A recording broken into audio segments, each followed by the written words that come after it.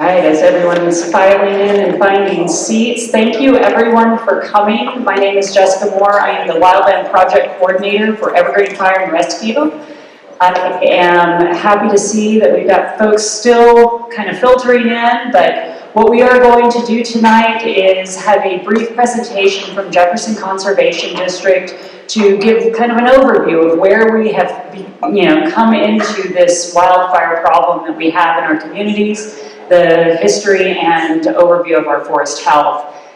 As we finish up that presentation, we're going to go through, we have a wide variety of agency personnel here that represent the various groups that work on mitigation and wildfire preparedness within our communities. We are not beholden to just Evergreen's community here. Fire doesn't know boundaries, so we do have representation from all of our surrounding agencies as well. And then as we get through all of our introductions and those overviews, we're going to open it up to the floor for questions from all of you and see if we can't get you some answers to go home with. So thank you again for coming. I will let you know this is also being recorded, so it will be available later on. So again, we're going to start. McLemore with Jefferson Conservation District is going to start us off tonight. Thanks, Jess. Yeah, hi everyone. See if I can get my clicker working here. Yeah, so thanks for having me, and thanks to Jess and Evergreen Fire for putting this on, and to the high school for hosting us. As Jess said, my name is Matt McLemore, and I'm the Forest Program Manager with Jefferson Conservation District. So we're a local agency that assists private landowners to address their natural resource concerns in and around Jefferson County. And those include forest health, wildfire, and noxious weed management. So a broad overview of what we'll talk about tonight, just a quick 15-20 minute presentation here on the history of our front range forests, the problems we face, how we can manage them. And that's going to be followed, like Jess said, by some, we'll just hit some frequently asked questions that we normally get. And then we'll do some intros from the partner agencies, and then followed by an open forum for questions from the audience. All right, so let's move to the topic at hand, the forest. So we find that a good place to start is often just to answer the basic question, why do we care about the forest, and why is that important? Why is it important? So let's answer that question by listing off both the things that we like and the things that we don't like about the forest. So broadly speaking, we refer to the things that we like and desire from our forest as ecosystem services. Those are things like recreation, wildlife, place to live, clean air, and water. And it takes a whole landscape, thousands of acres, even millions of acres, to provide those things that we want from our forests. There are also things that we don't like about the forest, such as fires, floods, even insect and disease outbreaks, and we can classify those as disturbances. Even though a lot of the time we don't like it, fire is an essential part of a functioning forest ecosystem, especially here in the dry front range forest around Evergreen. Looking back to the history of the front range forests, many fires have occurred here in the past, and yet the people who lived here still found the forest to provide the things that they needed.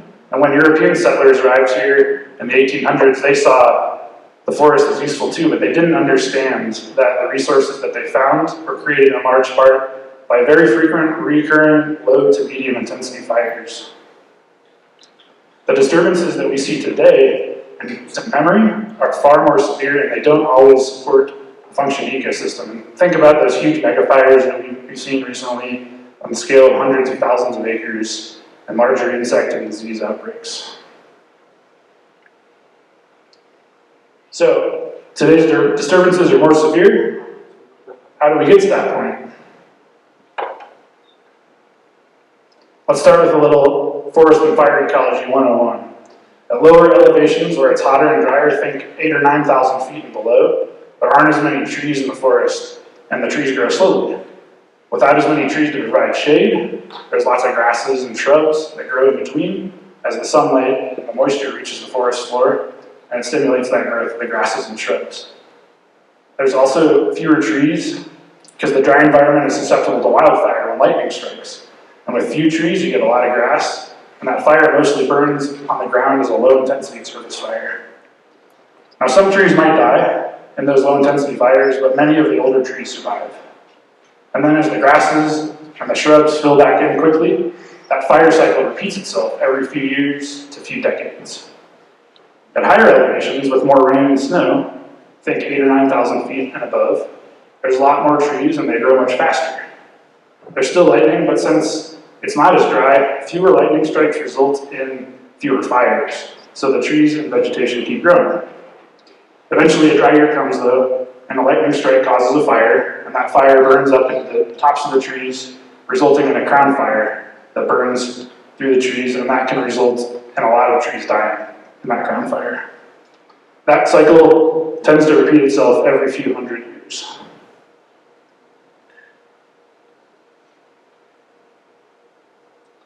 These cycles have been disrupted though, and because they've been disrupted, we now have lower up-pictured forests with a lot more trees.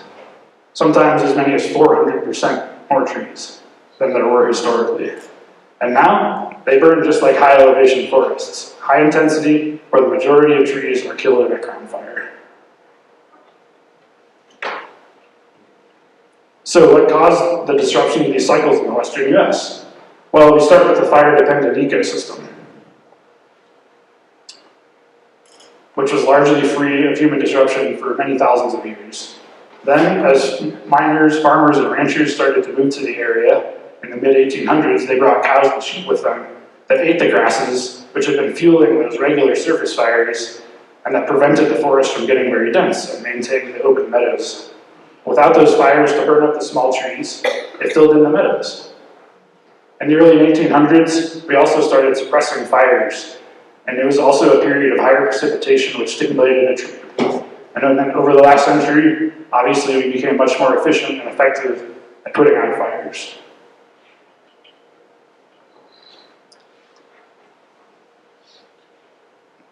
So how do we know this is how forests used to function? How do we know that fire used to maintain forests with a lot less trees? Well, there's a lot of lines of evidence, but I'll highlight a couple here. And the first one is one that we refer to as forensic forestry, which is where we look at clues out in the forest that tell us what the historic structure of the forest was. And because the Front Range is a relatively dry environment, wood decomposes really slowly, which means that stumps that were from trees that were cut in the 1800s are still around today. If you walk around local forests and compare the number of trees existing to the number of historic stumps, you'll notice that there are far more trees now than there used to be.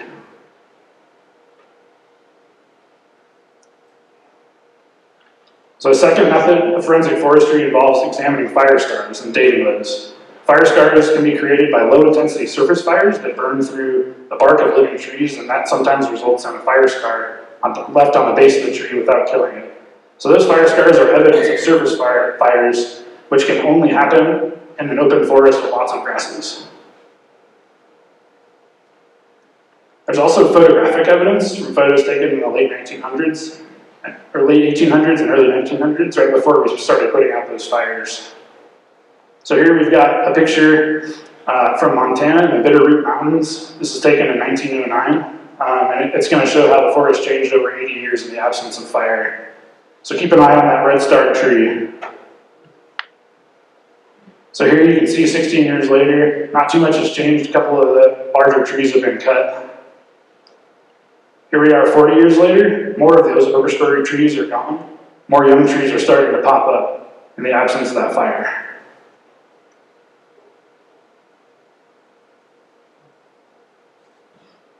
Here we are 60 years later, and our red star tree has been cut down. All the rest of the old mature trees are gone, and we're left with a lot more younger trees.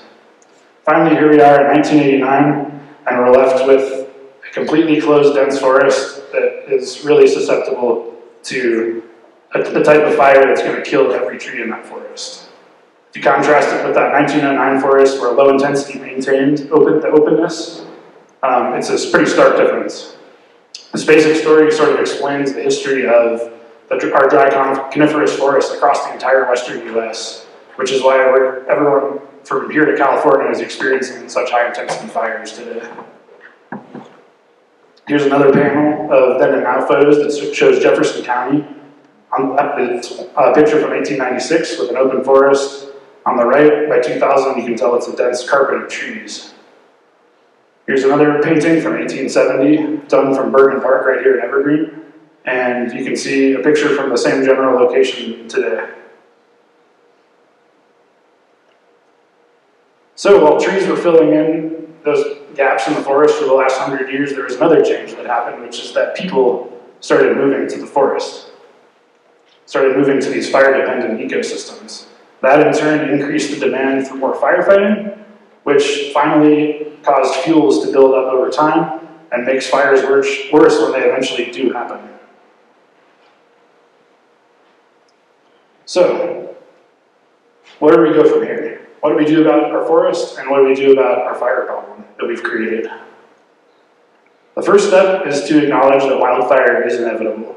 There's broad consensus on that. You just look at the names of many of the programs that educate communities about wildfire.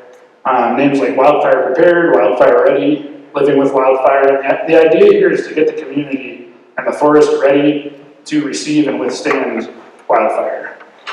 Think about the term mitigation, which is basically a catch-all term for this type of work. That means, it means reducing the severity of something. So really, this is about risk reduction, not risk elimination.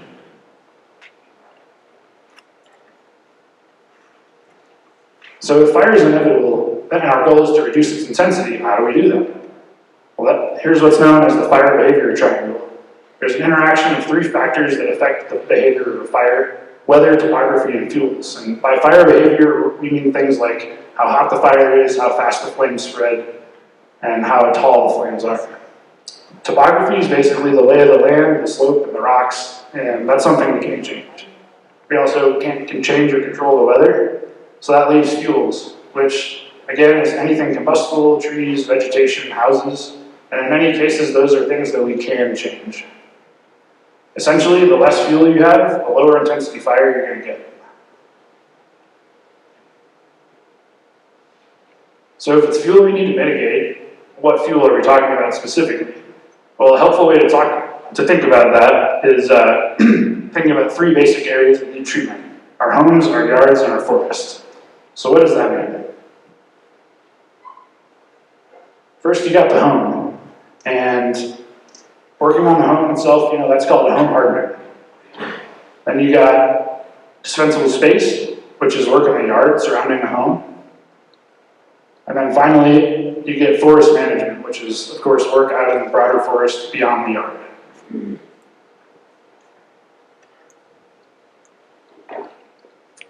So now, why exactly do we need to work on all three of these areas? Well, let's think back to the basic reasons that we care about the forest. If we care mostly about the forest providing a place to live, then working on our homes and yards is the most important action to take to increase the chances of the home surviving a wildfire. But the broader undeveloped forest beyond the forest landscape provides all those other ecosystem services that we talked about before. And that forest has changed too, so we also need to focus some of our mitigation efforts there.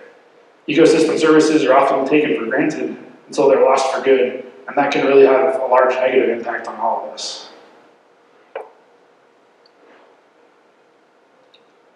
Next, I'll touch briefly on what it means to work on all three of these areas. So first off, you got home hardening, and that's, of course, like I said, work on the home or the structure itself. And the problem we're facing is that burning embers, which are carried by the wind during a fire, land on the house and cause the structure to ignite, as opposed to flames marching right up to the front door. Usually homes are burned down by embers flying through the air. So the action then to take is to reduce flammable surfaces, which means basically you're cleaning out your gutters, you're getting that vegetation away from the home, and you're making sure embers that land on the home can't ignite it. There's a great lab simulation on YouTube that shows how an ember can ignite a house. Just search for that if you're interested. Next up with the yard, it's all about creating defensible space. So the problem is that dense vegetation burns really intensely and near houses, and that can be dangerous for firefighters and ineffective when they are able to fight it. Dense forests also produce a lot of embers, which obviously we don't want near our homes. So the action, again, is pretty simple. You want to create a roughly 100-foot barrier around the home by removing more and more trees and vegetation, anything flammable, especially as you get closer to the home. And then finally, working out in the forest. Now the problem we're facing is that fire burning in a dense forest, again, can be extremely damaging to our ecosystem and those ecosystem services that we've talked about. It's also very dangerous to our communities. So the action then is to cut many trees across many acres to reduce the risk. What we do in the forest can have a really large impact on the effectiveness of what we've already done in our homes and our yards. So this means we shouldn't stop working where defensible space ends. We need to continue working out beyond that 100-foot perimeter. And a helpful phrase to remember that we like to use is that your home is insured, but your forest is not.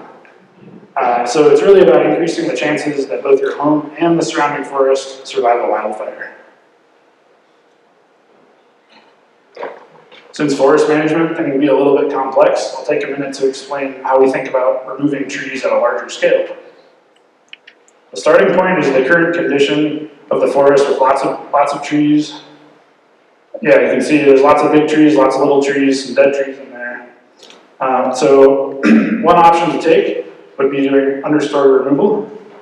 So here you can see a lot of the smaller trees have been cut out. The next option would be an even space thinning, where you might cut a few of the larger trees, but you're leaving more spacing between the trees, maybe 10 to 15 feet between crowns. Next up, we got a variable mosaic. So that's a more natural looking mix of single trees, groups of trees, interspersed with openings and meadows, more grasses and shrubs on the forest floor. And I note here that most closely resembles the historic structure of the forest that was maintained by those low intensity surface fires. We've also got clear cutting or patch cutting over here, which is where you cut nearly everything. And, that can be an ecologically appropriate treatment that does mimic fires, particularly in lodgepole pine forests, which is that's normally how they would function with fire. And finally, on the end, we've got of course, the parking lot option over here. That's where you just pave everything and remove all the vegetation, and of course, you're removing all the risk with that option. But of course, that's not really a realistic option here. We're just putting it up there to illustrate that unless you remove all vegetation from the natural environment, there's always going to be a risk of fire.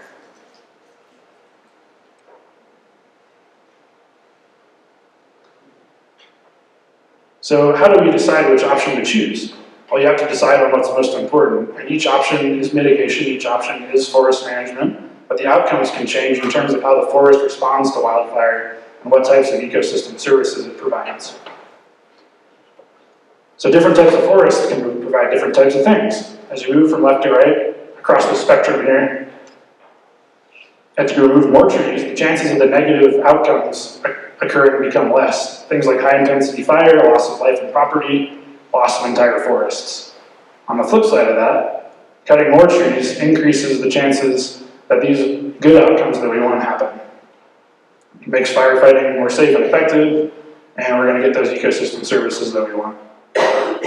I want to be clear that we're not advocating cutting every tree on every acre. That's not our goal. We want a biodiverse forest with lots of different habitat types. We also couldn't cut every tree, even if we wanted to anyway, because there's a lot of terrain out here that's too steep or rocky to reach. So in summary, we need an entire functioning forest ecosystem in order to get the things that we need from our forests. Wildfire is inevitable, and again, the work that we're doing is about risk reduction, not risk elimination. And then finally, we need to prepare all three areas, our homes, our yards, and our forests, to receive fire safely. So now I'll move into I'm just going to hit on a few frequently asked questions that we get before we introduce our other partners and then open up the floor to questions. So the first one, what does it take to do this work? Well, there's two basic categories. There's the chainsaw and the pickup truck model, which is really best suited for work around the home and the yard, defensible space type work. For larger scale jobs out in the forest, we want logging equipment where it's the cheaper and faster option.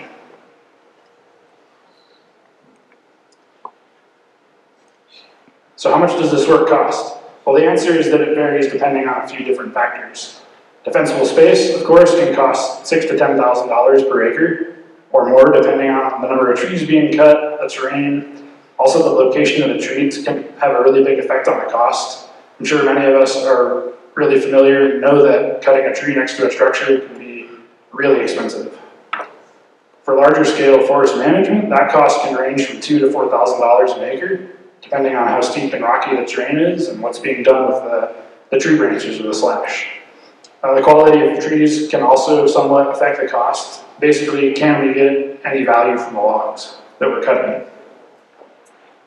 And you also might ask, well, aren't those logs worth a lot of money? And the answer in some parts of the country is that yes, they are. But in this part of Colorado, and in many parts of the western US where this work is happening, the answer is no.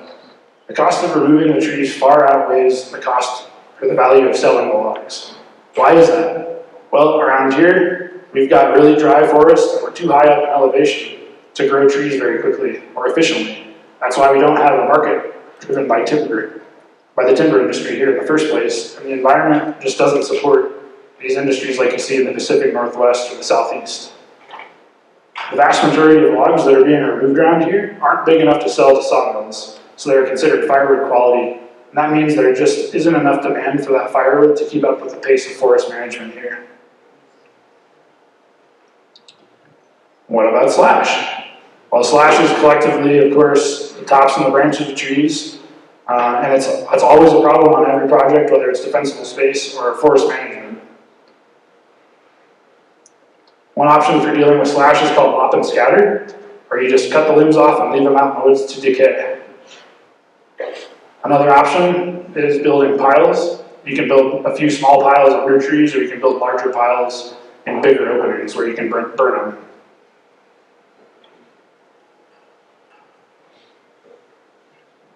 Third option here, mastication. That involves big machines that mulch, grind, and chip that slash in place out in the forest. And finally, we've got chipping and hauling the slash, and just taking it away from the project site entirely. So there's trade-offs to every option. First off, with mop and scatter, it's cheap and fast, of course, but it's ugly and it leaves the fuel behind on the ground. Piling and burning, you're removing that fuel source from the forest, but it's not always cheap, and especially if you're hiring someone to do it. Plus, the snow around here is not really as reliable as it used to be, and fire, of course, can be risky if it's not done the right way. With mastication, it's fast and it leaves this mulch, park-like look, but of course it leaves that fuel behind, and if it's too deep, it can delay that vegetation response. Finally, with chip and haul, it's the best option for forest ecology since you're removing the fuel source from the forest entirely, and it stimulates a fast grass and shrub response, but it can be really expensive and it requires a lot of space on a large scale. Okay, so the work is expensive. Aren't there any grants to do the work? What about all these federal and state grants we've been hearing about in the news recently? Well, the answer is yes. In some cases, there's more money, especially in recent years coming in, but that money is getting spread all across the country and all across the state. So there's occasionally grants for dispensable space work, but since someone's home isn't necessarily a public benefit, there's not that many available for defensible space work. There are more grants for larger forest management projects, but even then, $1 million can only pay for 200 to 300 acres in this region if you consider the costs we already talked about. 300 acres of work at $3,000 an acre, you're already talking about $900,000 right there.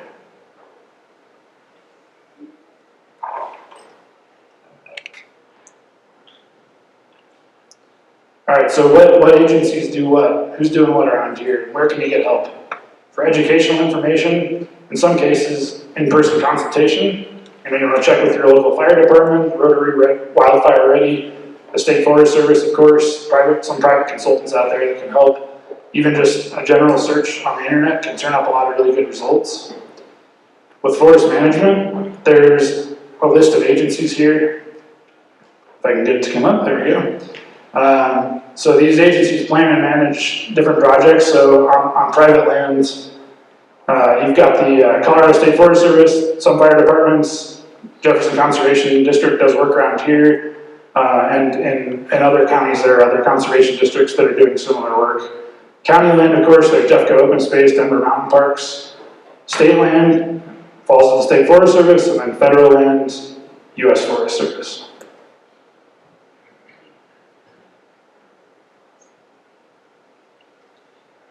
All right, so yeah, it's ugly. What about that? And the answer is yeah, it is ugly for a while. For a few years after a project, it does look really ugly. Given enough time, though, the land does respond, grasses and shrubs start to fill in, and the openings that are created, and the land becomes beautiful once again. As the saying goes, beauty is really in the eye of the beholder. So even though there's a lot of us here that are used to those dense, dark forests like you typically find back east, you know, those aren't the natural state of our forests around here on the Front Range. So getting used to those open forest conditions really takes time, but they are truly beautiful too. Again, not to harp on it too much, but if we want these ecosystem services that we all rely on to live our lives, even if we're taking them for granted on a daily basis, you know, we got to put up with that short-term discomfort for the longer-term benefit.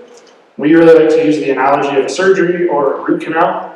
You know, no one in here, no one's raising their hand to go, yeah, take me in for a root canal. But again, when you have one of those, that longer-term benefit does really outweigh the short-term pain.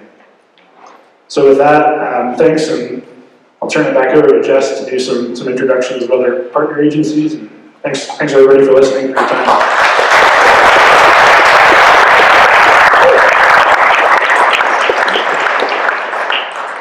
Thank you so much, Matt. As Matt was saying, this is not a small problem that we've gotten ourselves into. It's an incredibly complicated problem, and it's a problem with a ton of different facets, a ton of different pieces to this puzzle. What my intention was with hosting this Wildfire Forum was, it was a little bit twofold. It was to show the community that it's not just one of us working on this. Because it is a complicated problem with a lot of different facets, there are a lot of different players that have to work towards this. And so one of my big intentions was to bring all of us together so that you as a community can see that there are a ton of us doing this work to protect our communities. This is not something that just one-off agency is doing. We are all working together on this to better the community for safety. Life safety is our first and foremost priority. Some of our agencies, their bigger focuses are on forest health, because we know science has shown us that a healthy forest is a fire-resilient forest. So there are those different facets that we look to. Again, myself, I am the Wildland Project Coordinator with Evergreen Fire and Rescue, and one of my primary roles is outreach, education, as well as working directly with homeowners and getting help for them to know the best things that they can do on their properties. And with that, I want to take a quick second and acknowledge within Evergreen Fire and Rescue's district, as well as our neighboring agencies, Elk Creek and Inner Canyon, we all have plan units. Our communities are broken up into plan units, and within those plan units we have ambassadors. And these volunteer ambassadors, we truly could not do the work that we do without them, because they are our arm directly into the community. So I do want to take this minute to have any of our ambassadors raise your hand or stand up if you'd like, because you are the volunteers in the community that are helping us get our messages out there.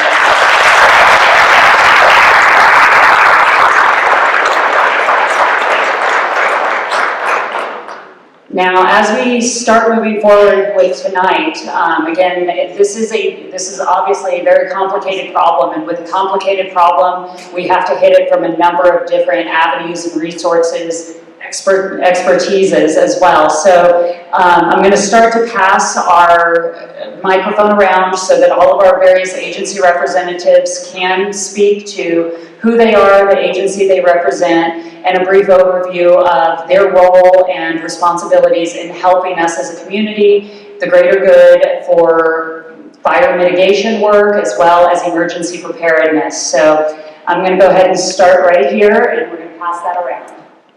Thanks, Jess. I'm Tom Hobie. I'm the Director of Jefferson County Open Space. I just want to thank everybody for coming out tonight.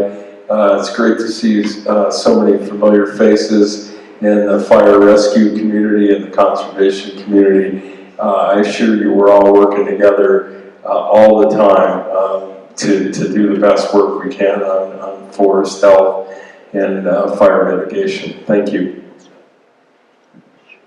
Yeah, good evening. My name is Nick White. I'm with the U.S. Forest Service out of the Rocky Mountain region. It covers 5 states, Kansas, Nebraska, South Dakota, Wyoming, and Colorado. And my position is to assist communities through the community wildfire protection program and prevention within the co-op fire group. And with that, a lot of my work and the other members on our group is to assist both state and local communities with grant programs, and then also to create that connective tissue between the U.S. Forest Service that typically works within its administrative boundaries, but to connect with communities and work on community wildfire mitigation efforts. Well, Scott Eddy, I'm Undersheriff of the Jefferson County Sheriff's Office. And as many of you might know, one of the many duties of our sheriff is that she is the fire warden for the county. So this is a very important topic for us. And as such, we've kept a full-time emergency management unit under the sheriff's office. They are very involved in what you've seen in this presentation up here, those topics.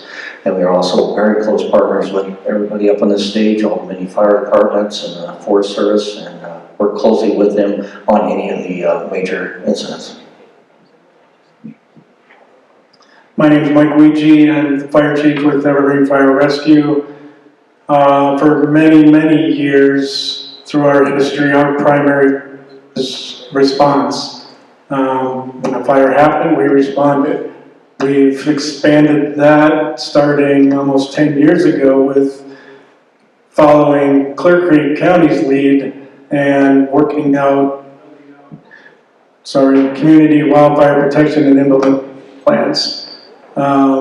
With that, currently we have an 11-man fuels crew with 6 paid staff on the Wildland side, so we've expanded that dramatically, leaning more heavily with education and fuels reduction, assisting a lot of our partners with programs around the district.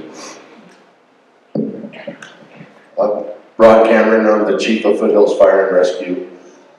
I'm newly appointed in this position in the last 6 months, so right now I'm trying to get everybody in line so that we can come across the whole mountain area and all be on the same page. Just the unit, so everybody's the same and everybody knows what's going on. That's my goal right now. It's a big lift, but we'll get it done. But that's the Foothills stand right now. My name is Einar Jefferson. I'm the All Hazards Risk Reduction Coordinator for Evergreen Fire Rescue. Wildfire is part of what I do. I'm also involved with emergency preparedness, and I'm one of the public information officers with Evergreen Fire Rescue.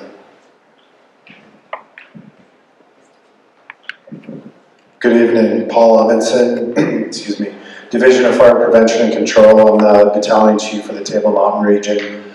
We assist, we have aviation assets, also modules, engines that can assist.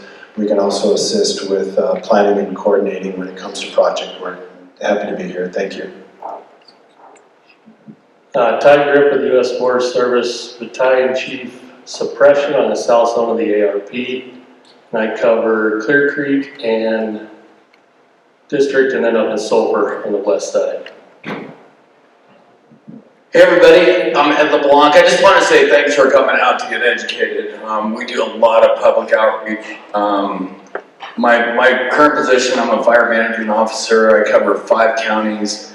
We cover about 1.6 million acres on the Arapaho Roosevelt. So large area, but right here, all our first responders, I want to thank you to all the sacrifices, and I see some law enforcement out there too.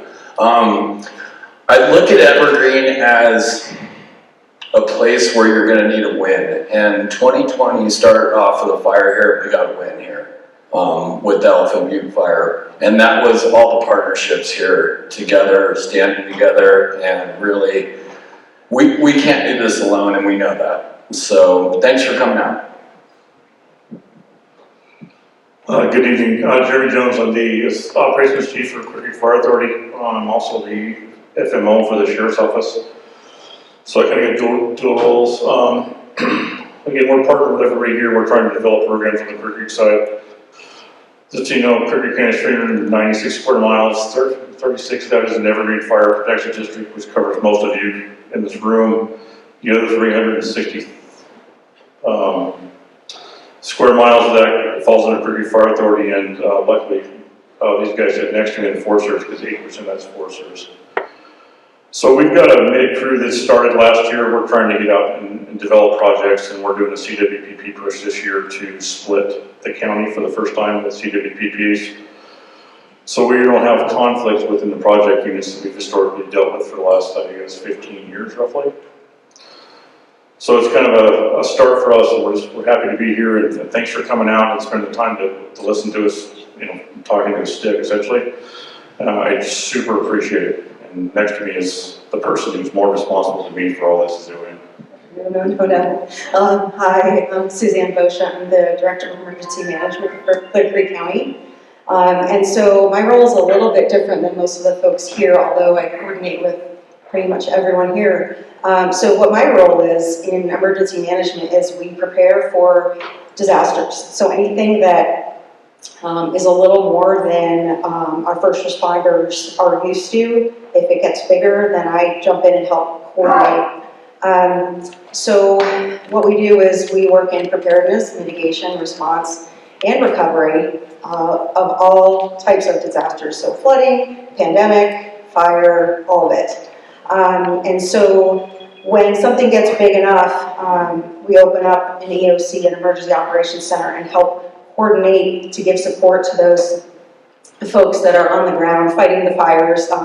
We do a lot of consequence management, meaning they're fighting the fire. I don't have that skill, I don't have that role, but what comes next? Do we need whatever may come that next day, week, month for the community? That's what we do. Most recently, many of you may have seen it or applied, Clear Creek County for the past, I think this is the 8th year that Clear Creek County has committed county funds to neighborhood wildfire mitigation projects. And this year, we made a change to that program, which we were really excited to do. And so it's not reliant on homeowners associations anymore. It is individual folks can apply for grants up to $5,000. And so we're really excited to do that. We are reviewing all those applications now. But we've got a lot of great feedback from everybody about that grant program. And so that's a lot of other things that I do is manage a lot of grant programs and finances. So thanks for coming out tonight. Well, last and probably least, so I'm the Deputy Director at Jefferson County Communications Center Authority, also known as JEFCON 911. So we are the agency that answers all of your emergency and non-emergency phone calls. And for the purpose of this conversation, for the public facing, the people who originate your lookout alert or your emergency alerting notifications, whether that's over a WIA or a lookout alert. So we generate those. We work very closely with all of our agency partners, somewhat of the connective tissue, through that alerting process to be able to coordinate with incident commander on scene, the agencies, the emergency management offices, and being able to just control those communications internally and make sure that we're providing you the most rapid, succinct information that you need if and when any of these occurrences are at your doorstep. Next up. Whoa. Hi, my name is Dory Dalton, and I'm the Wildland Specialist for the Genesee Fire Protection District, and in my role, I primarily do outreach and education and provide home assessments for the people in our district.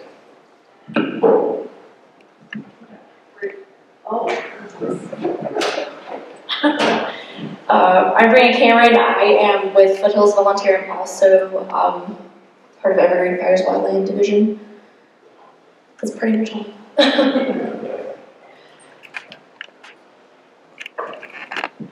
going to start right here with one of our characters in emergency management.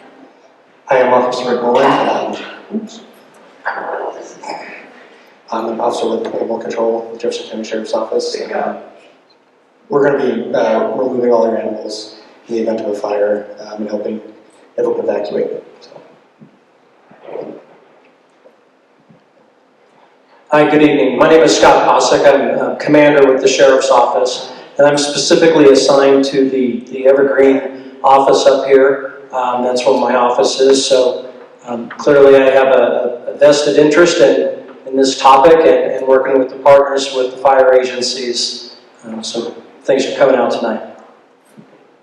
Hello, Erica Roberts, Jefferson County Sheriff's Office, Office of Emergency Management. I'm a Deputy Director. Similar to what Suzanne mentioned about Clear Creek Emergency Management and the Undersheriff, we're really looking at what are our risks, what are our hazards. It's not all wildfire, and what capabilities do we need to ensure we respond well, we recover well, we mitigate risk, we know our risks. How do we respond in the short term, managing consequences after a disaster, and the long term? Because it's extraordinarily complicated. It's a very gray area. Everyone wants to know what's going to happen. Well, we can't tell you, but we are planning every day for it, I assure you. When it comes to mitigation, every county in the state of Colorado has a mitigation plan. I believe there was a point when a few counties didn't. So a county hazard mitigation plan, it's an all hazard mitigation plan. It's required to receive pre and post disaster federal dollars from FEMA. And so we have one. There's 20 other agencies outside of the Jefferson County that have adopted the Jefferson County plan. We have 183 pre-identified mitigation actions based on our vulnerabilities. We are coordinating with these stakeholders all the time regularly to just sort of track our progress, our tripping hazards, how do we bring more resources into the county, and we are working on that every day. So more to come.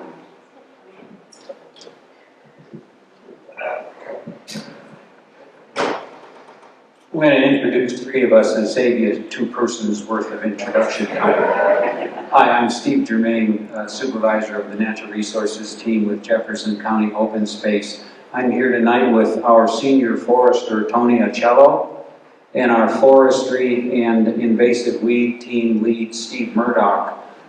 We three work closely together with many of the people in front of the room. Our role in this as neighbors of many of you in the Jefferson County Open Space Park System is to be good neighbors and be wise stewards of the forest. And what that means for us is reducing the risk and mitigating the risk of catastrophic wildfire for you. And we work very hard to blend the needs of wildlife, native flower, grass, for vegetation, water, and other natural resources that we all love while we're mitigating wildfire risk in parks that join many of your neighborhoods. Thank you. Hello everyone, my name is Jordan Ambrogi. I'm the Wildfire Mitigation Coordinator for Core Electric Co-op.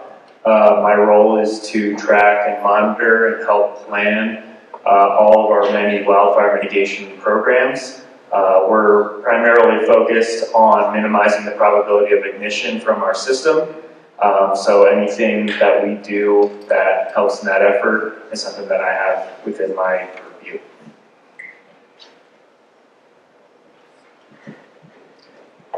Hello everybody, my name is Jason Mock with XCel Energy. I'm a Director of Wildfire Risk Mitigation, and I focus primarily on risk modeling as well as looking at our system and identifying areas of increased risk so that we can apply various mitigation techniques similar to what Core Electric's doing. We also get involved with veg management and a variety of other aspects to mitigate risk, as was discussed tonight. And I'll toss it over to Nicholas, who's with XCel Energy as well. Hi everybody, my name is Nick D'Amico. I'm the Manager of Vegetation Management, XCel Energy. In short, we manage all the trees and vegetation along all the overhead electric power lines in all over Colorado. I'm Ann Sherwood, also with XCel Energy.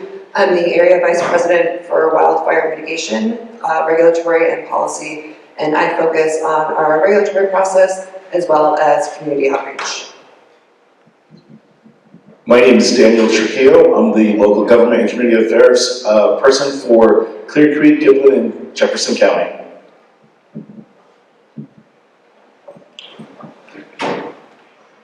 Evening, everybody. I know it's not easy to come out when there's a lot of rain, so this is a pretty good showing. But it's very important as well. Fire season and maybe delayed just a little bit, but it's right around the corner anyhow. So I'm with the Colorado State Forest Service. My name is Matt Piscopo.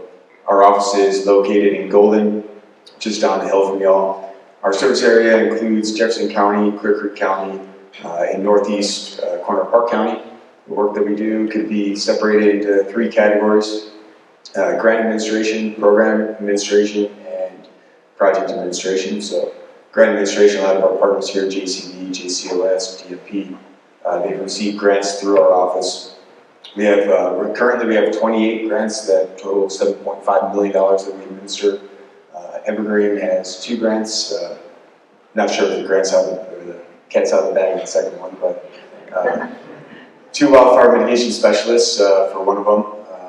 Positions funded through the state funds, and also a grant for defensible spaces and roadside fuel breaks. The grants range from landscape scale, forest restoration treatments, defensible spaces, and fuel breaks, or capacity building for FPDs as well.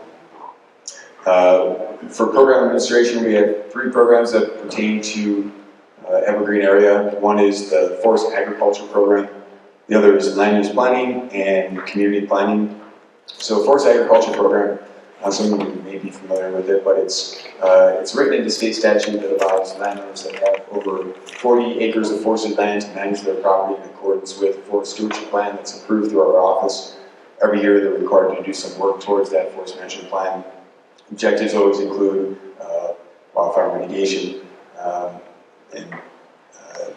right in this area we have 37 enrollees. That includes over 3,000 acres under management in these forest stewardship plans. Each year they're completing over 100 acres, so getting some good accomplishments there. Land use planning, our office works with Jefferson County Planning and Zoning to make recommendations for new constructions, plats, additions, and so on and so forth. And we're also doing community planning, which is working with our partners for community wildfire protection plans, serving as that core team member. Tree City USA, we're the liaison for that. Firewise communities, we also do some work there as a regional coordinator. The last thing is project administration. Matt McLemore was talking about the different implementing partners in the area. We do similar work to them, working with landowners, groups of landowners, or individual or state parks, state land board, to get a project completed from start to finish. Identifying the project, working with the landowners to get agreements, laying out the project off the ground by marking trees to keep or remove, and working with a professional forestry contractor to actually do that work. So presently we have 2 active projects that contractors are cutting that total 450 acres. These are out in the Bailey area, still relevant to this area if fires moving down prevailing winds. We have one project that just went to contract to the west of here, right by Mount Evans Wildlife Area. That's a smaller project, 63 acres, but that's the first phase. We have 400 acres that are planned out in the future. Also, we have another 600 acres that are in the development phase as well, and another 80 acres that will soon be implemented also. So that's CSFS in a nutshell. Good evening, everybody. I'm Coleman Lowry, Forestry Program Coordinator for Denver Mountain Parks. I appreciate everybody being here. I guess a little bit about Denver Mountain Parks.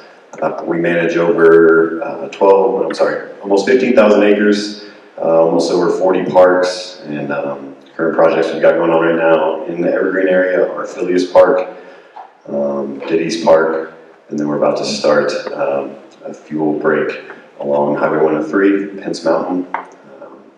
So you can see our projects going on there, and if you have questions, I'll be around. Thanks.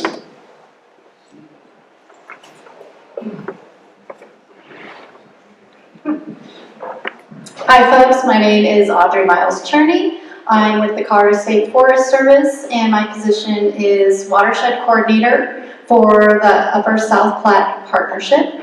And so my role is to support a collaborative effort around forest management. And a lot of the entities working in collaboration are here tonight. We also have Pepper Water, Aurora Water are involved, the Nature Conservancy, and many others. So it's a group of professionals working collaboratively on forest health and fire mitigation efforts for the Upper South Platte watershed, which includes Evergreen and many of the surrounding areas.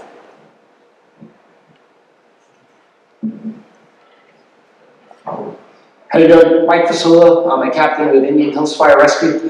Just like a lot of our other agencies here, we're doing a lot more recently around mitigation and planning. We finished our community wildfire protection plan this year. We have a curbside chipping program for Slash. I think this will be the third year. And then just working with a lot of our partner agencies. Evening, everybody. Benjamin Young with Elk Creek Fire. I'm one of 2 captains for the Conifer Wildland Division, which is Elk Creek, Inner Canyon, and North Fork. We do a number of programs from the home all the way to landscape scale mitigation projects. There's a lot going on in our neck of the woods. If you have any questions, please feel free to reach out. Thanks. Hi, Jared Stevens. I'm the director of Jefferson Conservation District. Work with Matt, who gave the presentation. Again, we work on larger scale forest management projects on private lands, and we also partner with Jefferson County to run the summer Slash collection program. Good evening, Brendan Finnegan with West Metro Fire Rescue down the hill. I'm our wildland coordinator and a captain down there, handling all things wildfire operations, training, and mitigation, which is a real hot topic for us as well. And part of the Mountain Metro Wildfire Mitigation Council, so supporting all of these agencies here. We work together monthly to speak in the same language, checking in on each other's projects and how we can support each other in the mitigation world, and also obviously during a big operation. Rachel Rush, I'm the Deputy Fire Marshal for Inner Canyon, Elk Creek, and North Fork with Captain Yellen. So I handle a lot of the code adoption, code enforcement stuff. If you haven't heard, we just established a state WUI code board. And what that means for all of us is that in 2024, there will be a state wildland urban interface code. We don't know what that looks like yet. That's why they created a board. But my job is to work with Jefferson County, Park, Douglas, to see what that's going to look like locally.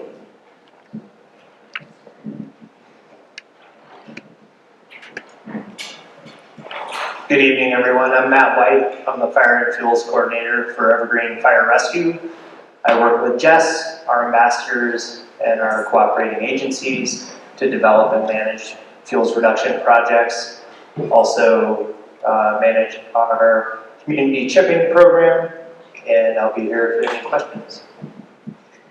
All right, so again, it's obvious there are a lot of us that are players in this bigger game of trying to reduce our risk for wildfire mitigation and doing the wildfire mitigation work as well as the emergency preparedness. My intent with this was to be somewhat casual, somewhat conversational. This is a big topic with a lot of pieces, and what we want to do is help to inform our community of the work that we're doing, show the community that we do this work not off the cuff. This is work that is being done very methodically, very thoughtfully, with scientific backing and measurable goals and objectives that we have to adhere to as we move through the funding sources. But one of the things that we really wanted to do is give our community the opportunity to learn more, see that we are all working together, and give you a stage to ask your own questions of us so that you can better understand all the inner workings of all the different things that we're doing behind the scenes that maybe you're not familiar with or aware of. So one last introduction that I would like to make is the rest of the Evergreen Fire Rescue Wildland Division area. Our crew areas include our mitigation specialists, Keenan Prouty and Carrie McKenzie, she's hiding in the corner. And then our fuels crew supervisor is James Essel in the back. So with that, I am going to have Keenan run a microphone around to anybody who has questions. As in a true moderator fashion, I will ask that we stay professional, polite, and courteous. We are here to answer your questions and to help inform. So we want to keep everything in that same vein of we are all here to educate and to learn. So we're going to start passing that microphone around, and I will do my best. Either one of my agency partners will volunteer to answer, or I'll hand them a microphone regardless. Yeah, I feel like I project better than I can use a microphone, but I would like to say thank you to the Denver Mountain Parks people who did the mitigation on 74 north of the lake. I'm assuming that was you guys, and I think you did a really nice job. With that, I live in the Buffalo Creek North unit of the CWPP, and Buffalo Park Road. It's a problem. I would like to ask the folks that do the roadside mitigation, the fellow there next to the screen, I'm sorry I don't have your name, but you you said something that keyed my question as to roadside mitigation. We've got property owners that have done nothing, and we've got a lot of the forest that just needs to be thinned along the road, and I would appreciate anybody that could step up and help out with that. I think at the Bergen Park meeting here a few weeks ago, the answer was it's complicated with open space, private property owners, all that. I know it's complicated, but it needs to be dealt with. Thank you, but that's not me. Actually, I can take this one. I was our mitigation specialist last year. I put a whole season in doing defensible space inspections around people's homes. One of the things that we found and we learned as we went was most homes are within 100 feet of the road. Not all, but we've mapped it with GIS mapping and have looked, and most of our homes in our fire district are within 100 feet of the road. One of the things that I realized is, if I knock on somebody's door and I say, I would really like for you to cut down the 1,000 regeneration trees that are along your roadside, they're going to look at me and tell me to pound sand. If I have an hour and a half with them to talk about risk reduction from a fire standpoint, forest health, the things that they can do to be better prepared for wildfire, by the end of that hour and a half, I can take that same homeowner, and now those same trees that they would have told me to get off their property about, they're willing to talk about removing, thinning, etc.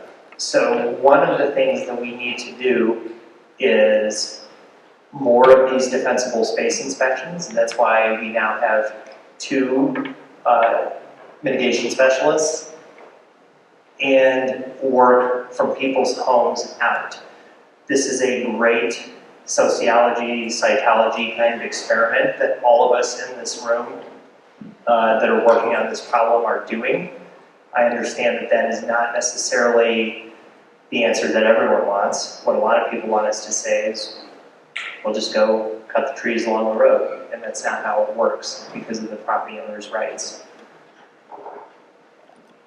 I guess I'm beyond aesthetics and this is what I can do myself and whatever. I live on the upper edges of Buffalo Park Road. You did our house in Park. Thank you very much. But it's about evacuation. What the tunnel of trees look like every day I drive down that road, it bothers me. And can't we do anything? My neighborhood is just like that, so I fully appreciate what you're saying. What we know, what all of us in this room who are working on this know, is that because of the 125 years plus of overgrowth, it's going to be a while to work our way back out of this. One of the things that we said last year that we started promoting from EFR is get out and get out early. We live in a place where we have more homes, more people, and more cars than we have asphalt to get everybody out. When there is a fire close, our recommendation is get out and get out early.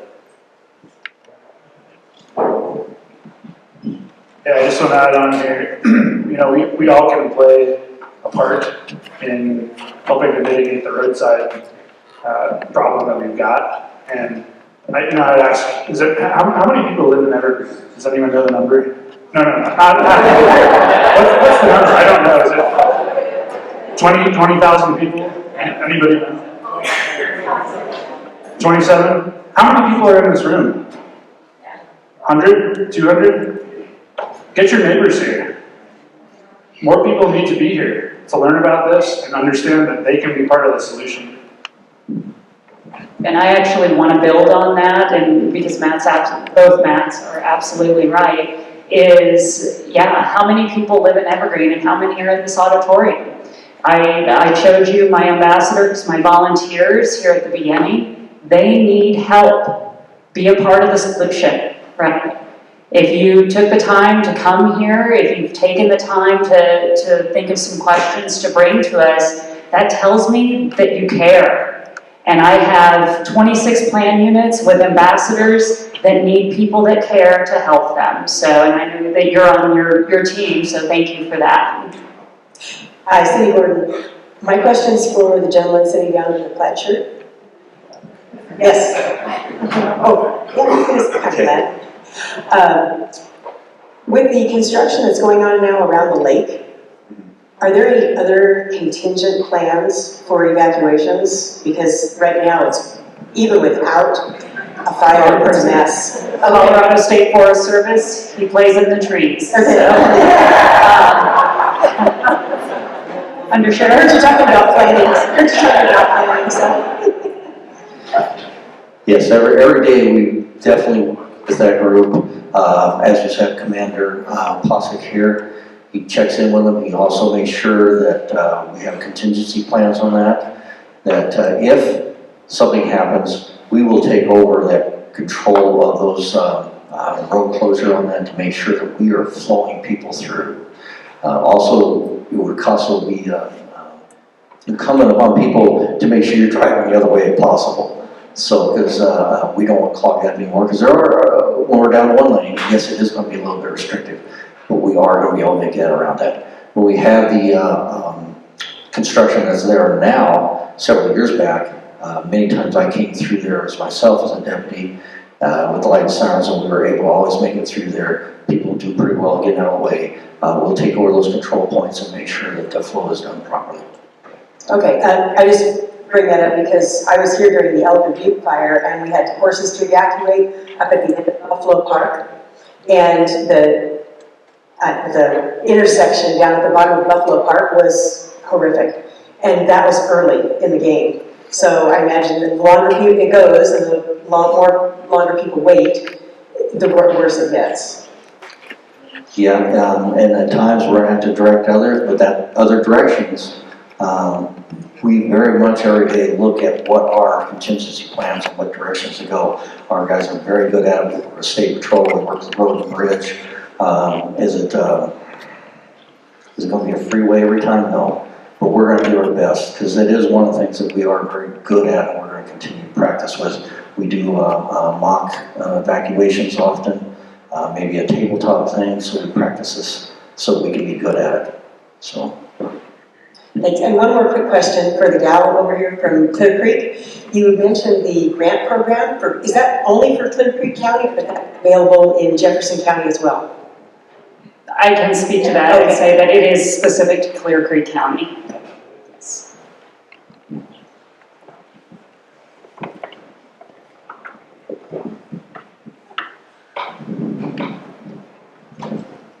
Hello, my name is Jean Schindel, and I live next to Phileas Park. I wanted to express our appreciation to the Evergreen Fire Department for all the good work they did on the south side of the park. They did a good job of thinning, and when there were mature trees, which crowns were 10 feet apart, they did a good job of leaving those mature trees. However, if I may address Coleman about this, our neighborhood is concerned that the loggers that came in on the north side of the park removed 90% of the mature trees. And we feel this increases our fire risk because those mature trees are more fire resistant. We're concerned about that. We appreciate the work that was done on the south side, but we feel the north side was not as well done, and it creates a risk for us. Our houses are right next to Foothills Park, and when those skinny little trees that are left catch fire, it's going to be an issue for us. And of course, right now there's piles of slash, there's dried needles, and I know they plan to remove them, but we have requested a removal plan, a plan for how they're going to do the cleanup, but we haven't received one in writing, we haven't received a document. And the whole neighborhood is really quite concerned. Because up to me, a little old lady to come in and present this to you. Hi, Jean. Hi. Yeah, I guess the smaller trees that you say that we've kept, we didn't cut any mature trees in there. We have reduced the basal area in trees per acre quite a bit on the north slope of Foothills Park.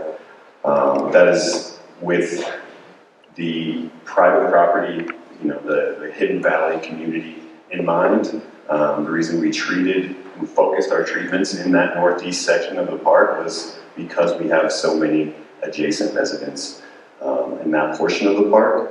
I'll say that we're not finished there. This is just phase one that has been completed with the loggers coming through and reducing the trees that have been cut and removing them.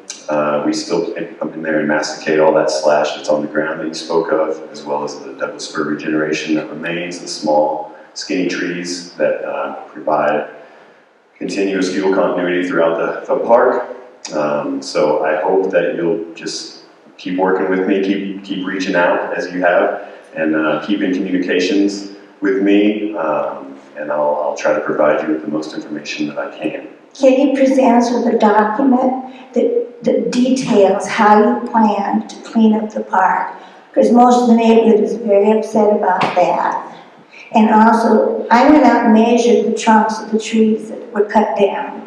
And mature trees from 14 inches up to 25 inches. Really big trees those loggers cut down.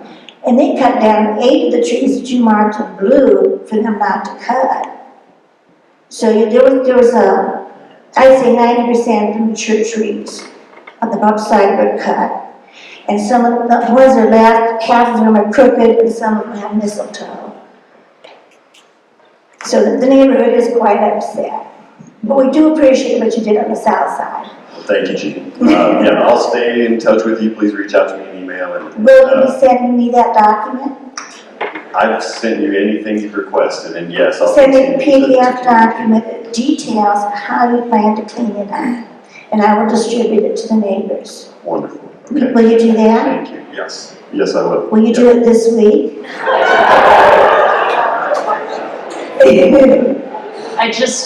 In addition to that, I want to build a little bit more on what Matt talked about during his presentation, as well as the work that we are doing with our partner agencies. From a fire district perspective, the work that we are doing is about life safety. As we've already addressed, we're dealing with grains of sand through an hourglass. Getting all of us out of this community in an efficient and fast manner is going to be a challenge no matter what way you look at it. We have packed far too many people into areas that were not designed to hold as many people as we have.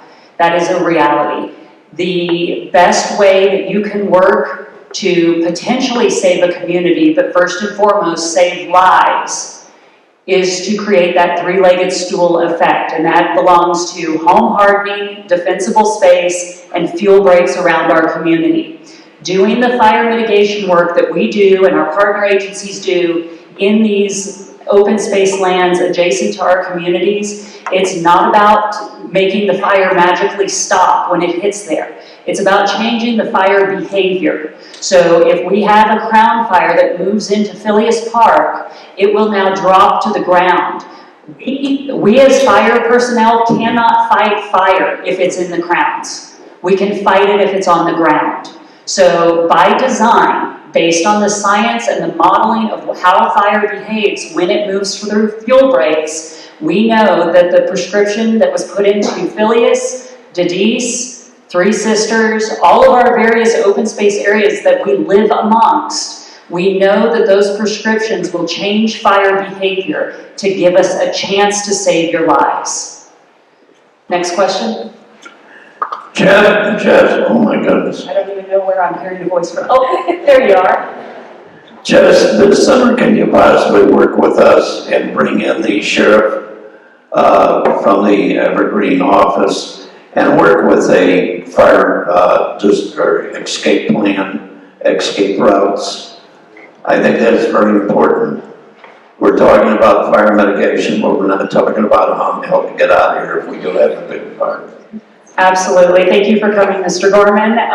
One of the things that my mitigation specialist can attest to is one of the things on the whiteboard in our office is evacuation planning and doing work within the communities to help the communities better understand what evacuation looks like. We work very closely with Cindy through Rotary Wildfire Ready. Rotary Wildfire Ready, as you know, has some fantastic resources for go bags and evacuation checklists and what that's going to look like during the event of an evacuation. If you have not been evacuated in an active wildland fire, it is not going to look like what it looks like right now. Even, quite honestly, Elephant Butte, the traffic was there, but the intensity was not.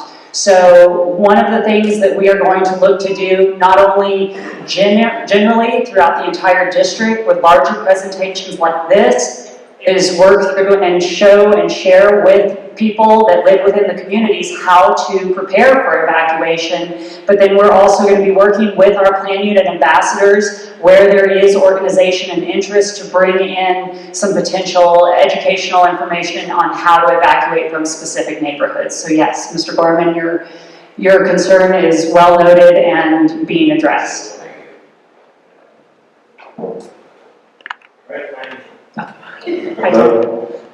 Hi, Tim Berg. I am part of the Rotary Wildfire Ready group, so thanks for the shout out, Jess. I just want to say thank you to everybody on the stage and all the first responders that are here. I've been working on this personally for several years, actually more than a decade. I have seen the dedication firsthand. I've gotten messages from Mr. Finnegan at 7, 8 o'clock at night. Jeff has responded to endless questions from me. I was communicating with Erica Roberts early this morning, and here she is late at night. Under Sheriff Eddy and Sheriff Marinelli, I think have done a remarkable job in a very short period of time. What I would ask everybody in here, go and knock on your neighbor's door and talk to them. I have personally gone around my neighborhood and I've handed out at least 2,000 flyers to my neighbors. I have knocked on people's doors, I've talked to them, they've invited me into their home, they've shown me pictures of their kids. Nobody has ever yelled at me, okay? I would just tell you that. And if you don't want to go by yourself, I'll go with you. I'm 6'4", I'm well over 200 pounds.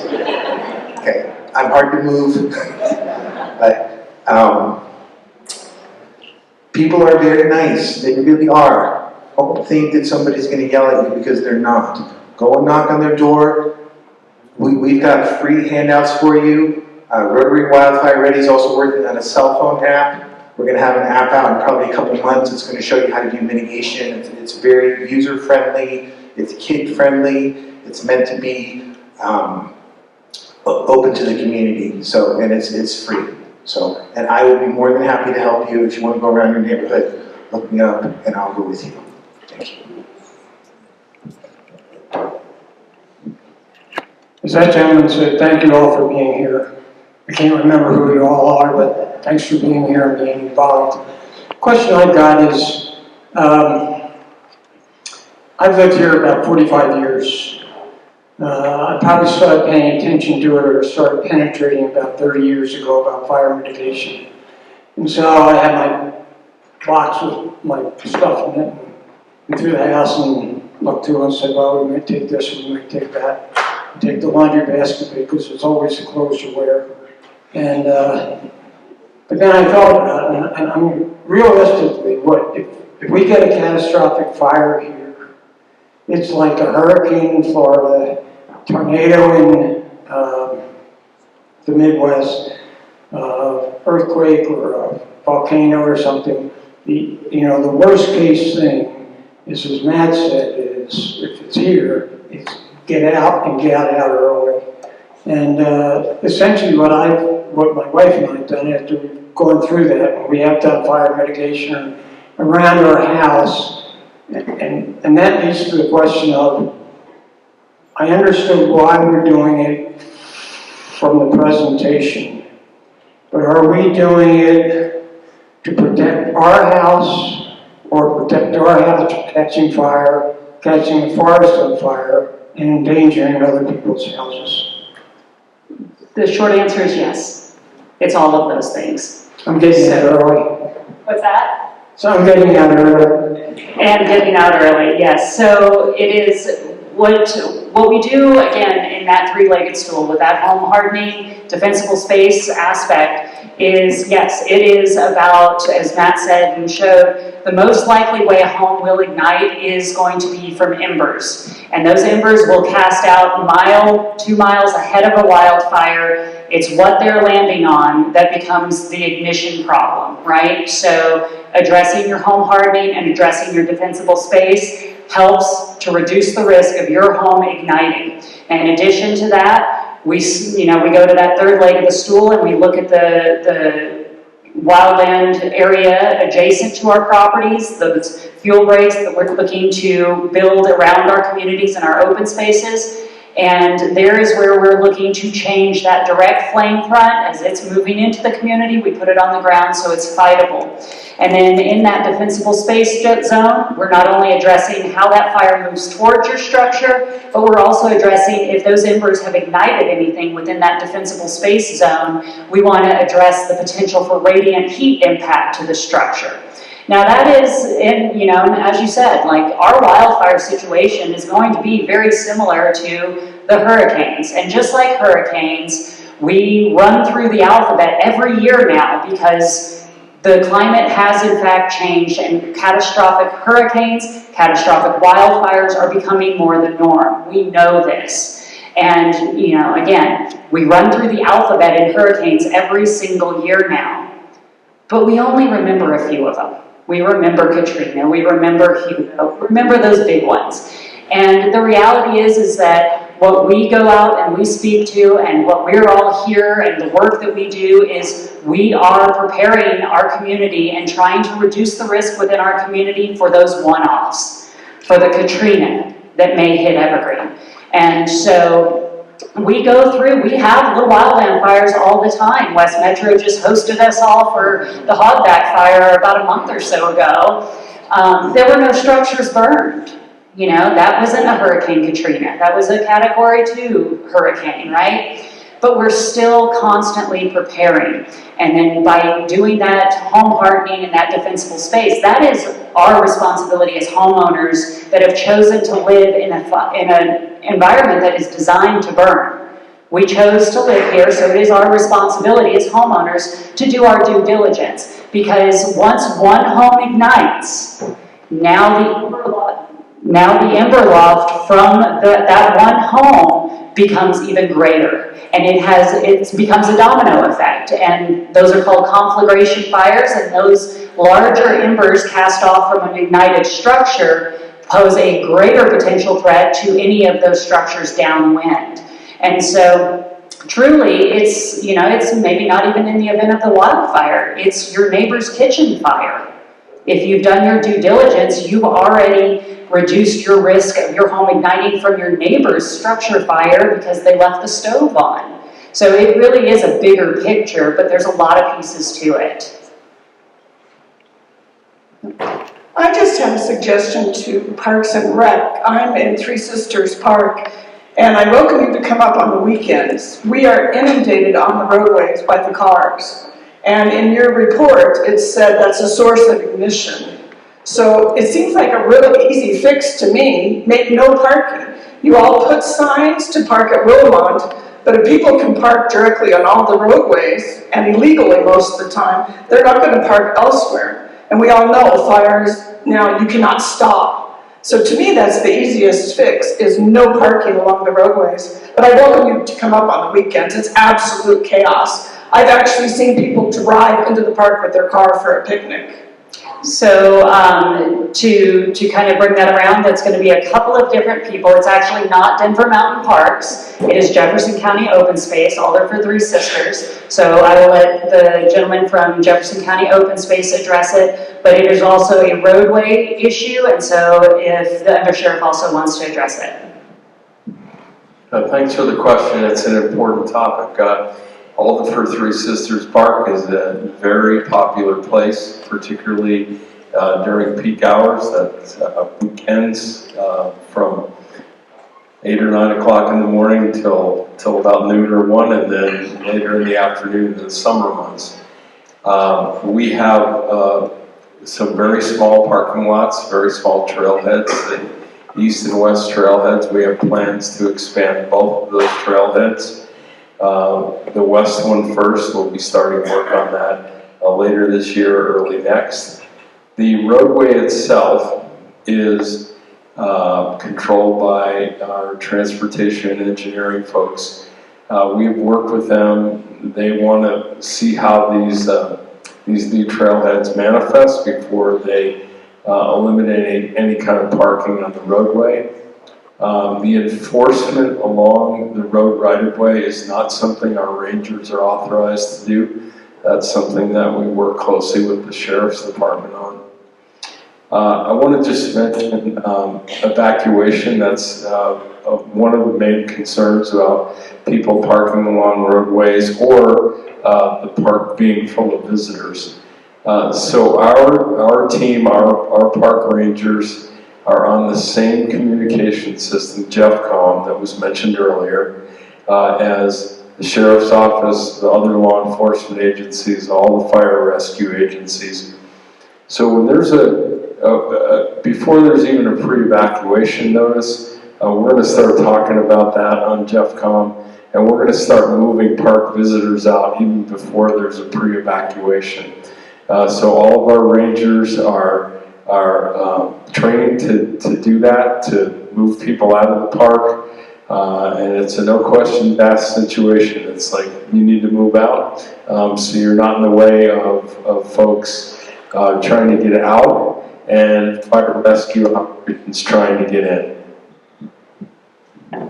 And Tom did say it very well. One of the things that we have is we enforce laws. We aren't the ones who post those roadways. So transportation engineering looking at that, and if they feel that they need to post some, we will enforce that if they do put some up there.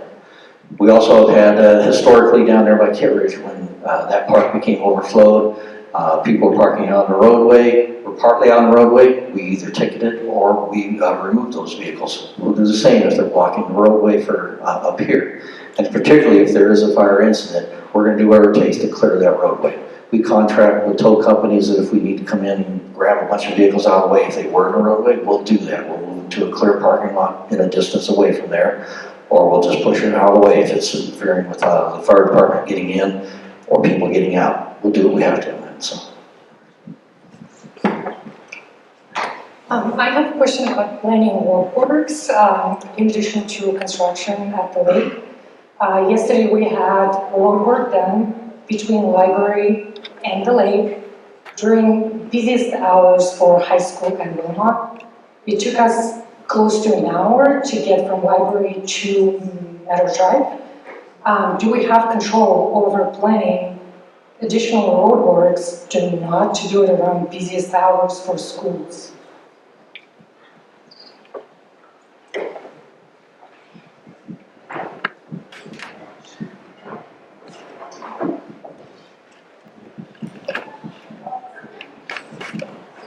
I can speak a little bit to the incident yesterday. So the repairs that were done on Highway 73 yesterday was pothole repair. And that was because of the work that was done a few months ago where I believe it was XCel, or it might have been, I don't want to put the wrong name to it. But the power company came through, had to move some of those lines ahead of the work that's going to be done on Highway 73. That created some issues with potholes on 73. So yesterday, contractors came in to do those repairs. I had exchange of email this morning with transportation and engineering for future pothole repair. And we had a little bit of discussion in terms of, the next scheduled pothole repair was supposed to be this Thursday. Through the discussion and talking about the problems that we had yesterday, they've actually put that off to next week, next Tuesday between 9 and 2. So after school has let out, we won't have that competing issue with the school traffic. So yes, we are having discussions along those lines. Let's face it, there's never really a great time to do the road repair on Highway 73 because it's just a congested area to begin with. But we are having those discussions to try to mitigate to the extent that we can.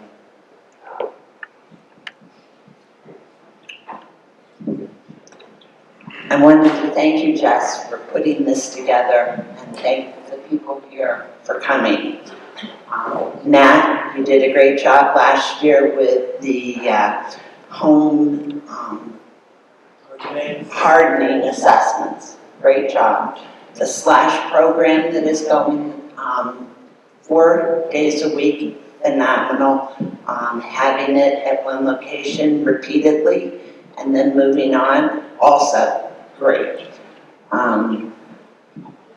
XCel wires. How do you go about getting XCel to come out and take some trees down?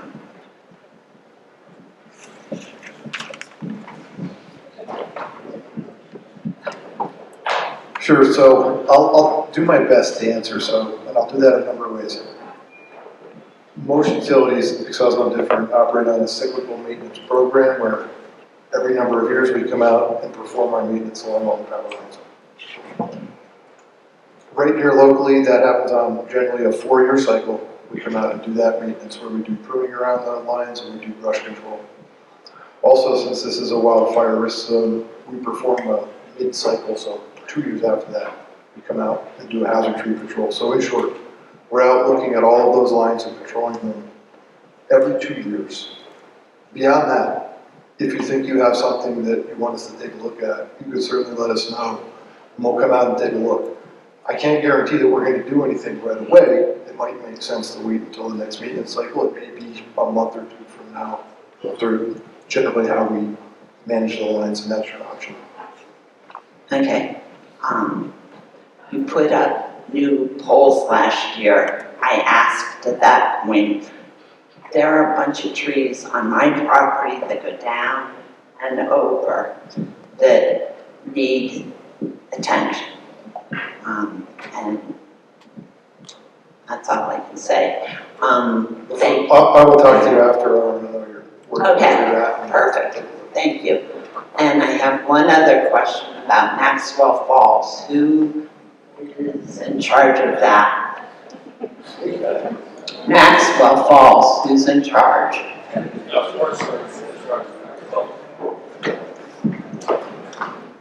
ready for you.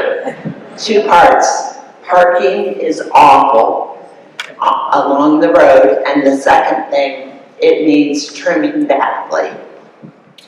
Okay, and just so you know, we did, last year, I believe they signed an order for camping there, so that's done, and so I'll pass that on to the district ranger. How about cutting trees down? We are cutting just west of there in Cub Creek area, so I'll mention it to the district ranger about getting some work done in there. Hi, I'm Cindy Latham. I have a 2-part question, but first I want to thank all of you. The collaboration that's going on between this group, for all of us here in the audience, is phenomenal, and they are making things happen that I think we should be just singing their praises all the time. So I just want to thank you for all the work you guys are all doing.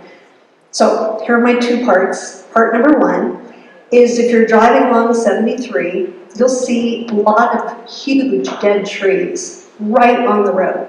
170-foot high, tall trees that are dead. If they fell down in an evacuation, they would completely block the roads and we would be stopped. What is the policy for getting rid of dead trees right on county roads? Is that, and these trees, if they fell the wrong way, would hit utility lines. If they fell towards the roadway, they would completely cover the road.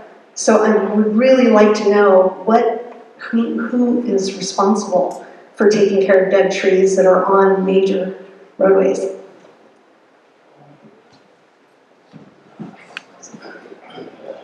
A couple of pieces to your question, Cindy, is we know it's going to be, part of it is who owns the highway and the easement. The more complicated piece of that is where is the easement, because we know that's not something that is readily available in all of our neighborhoods and areas. It'll also fall to where there are power lines. There's restrictions that, our different crews and stuff can't actually address those, and that's where we lean to our electric company partners and the hopes that, drawing attention to that. I do know that with a lot of our trees in our area, excuse me, I've had conversations and we've looked at and are beginning to look at options and opportunities working with the roads department because of the mag chloride causing a lot of that dead die-off adjacent to the roads. So from a roadway mitigation standpoint, I know Mike's not here, but do you want to address a little bit of dead tree removal? So if the trees are in the road right of way, and it's a county maintained road, it would be our road and bridge folks. I'll also say, spoken to our road and bridge director, Mike Sicari, a number of times about this, and they have virtually no budget to do that kind of work. We are looking at some pilot programs, particularly in some of the roads in Evergreen here, that we might be able to partner with Road and Bridge, Evergreen Fire Rescue, and others, in particular adjacent property owners. But I think the problem was well stated earlier, where you have residential properties within 100 feet of a roadway, and they don't really want to cut down those trees because that's kind of their buffer between them and the roadway. Well, on Highway 73, do you need people here to take photos of these dead trees that are right on the road? Should we pass them to like XCel Energy? I know Jordan at Core Electric, I think you have identified that if in your area, if there are dead trees that could hit the utility lines, you guys will take care of it. I just want to know if XCel might do the same thing if we see these big dead trees right along the road that are right near your utility lines. Okay, I'd be happy to. All right, here's the second part of my question. There's been a lot of talk about evacuation here today, and I know that a day ago with the big pothole, everything running in one lane with 73 was very, very frustrating. The reality is Highway 73, for maybe a year and a half, could be one lane because it's going to be a big road construction project. Yesterday, or whenever the pothole issue happened, it was just an indication of times to come. And I think that we're very concerned during wildfire season with one lane of that roadway, which has got a lot of traffic on it, happening. What's the backup plan? The area around Evergreen Lake, there's a way to do they move the traffic so traffic can go both ways. But when you only have one lane on one roadway, it's a whole different situation.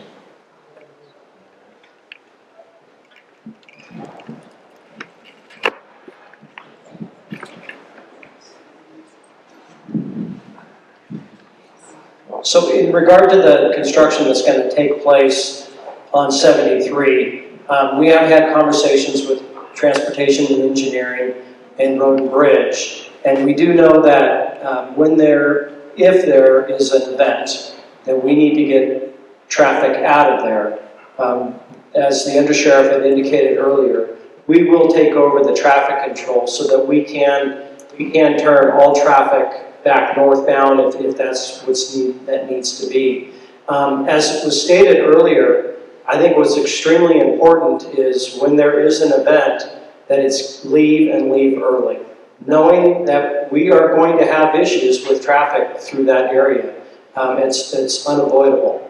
The construction is going to occur. It's going to start in about September, and it's going to happen, and you're right, it is going to impact everybody in this area. So, keeping in mind, if there's an event, leave and leave early, knowing that there's going to be that construction congestion there. But also know that we will work with the construction company, and we will be able to take over and do traffic evacuations out of that area. And we will continue with the ongoing conversations with transportation and engineering and road and bridge as the construction begins. And not to add more bad news, but from the meetings that I've been involved in, I know that, or I've heard that after the lake project this year, we know that CDOT intends to come through next year, 2024, and do repaving from basically Dedees Park all the way down 74 towards Kittredge. That's going to add more to it. But this is all construction, road work that has to happen because of just the infrastructure of the roadways. So again, we're having the conversations knowing that we have to be prepared, and we are doing what we can to be prepared.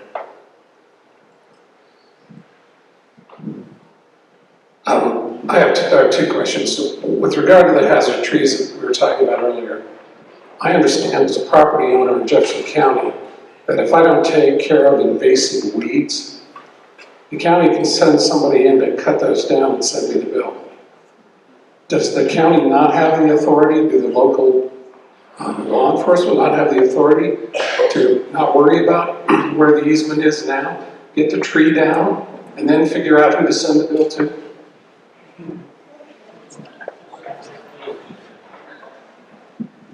So our team also has invasive species management, parks and conservation in the county. And their charge is to work with private property owners to either eradicate or control certain invasive species. Some of the trees that you're talking about here wouldn't fit into that category, so we don't have that authority on the invasive species. I'm just using a comparison of legal authority. The reason that you have that authority to do that is because it can affect other people. And it seems to me a hazard tree is a way bigger deal than some invasive weeds. I can speak to the invasive species statute, the state statute that allows us to do some of the things that you described. That, as it relates to invasive species, I'm not aware of a statute that, it doesn't say there isn't one, I'm not saying there isn't one, but I'm not aware of a statute that would allow us to do the kinds of things that you're describing. Well, I think there should be one, just for all of you to consider. You have enough to struggle with, not to be negotiating with everybody about a tree that could fall down and endanger people's lives. Part of where it does become complicated is that trees are actually real property, and so they create they increase or decrease value of a property, and they are considered they create a byproduct that is of saleable value, so they are considered real property. So to just haphazardly go through and cut and then send somebody the bill, that also tiptoes on a lot of violation of private property rights, because trees are real property. That's all well and good, but if it's endangering everybody else, I think we need to revisit that. I have one just quick question for Chief Cameron. Do you have mitigation and home assessment specialists that can do that kind of work in Foothills? Yes, we do. There's 3 of us currently now that are trained in it, and we go out and do home assessment.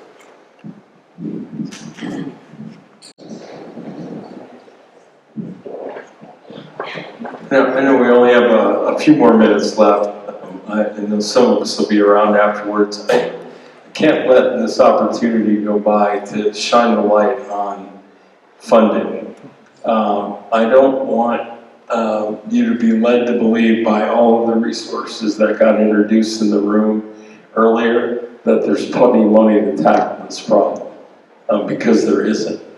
So let me give you a snapshot of this. We did our forest health plan, Jefferson County Open Space Forest Health Plan, finished it last year, was adopted by the commissioners last fall.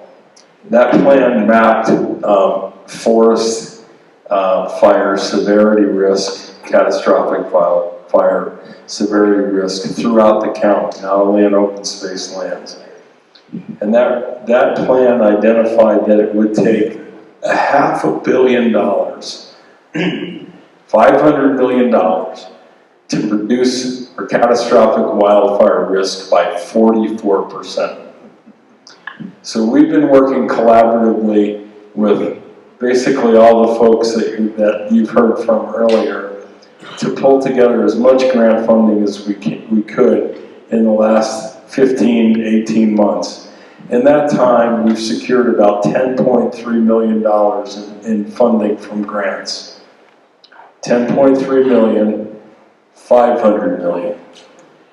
So you've heard us talk about cutting down trees in the road right-of-way.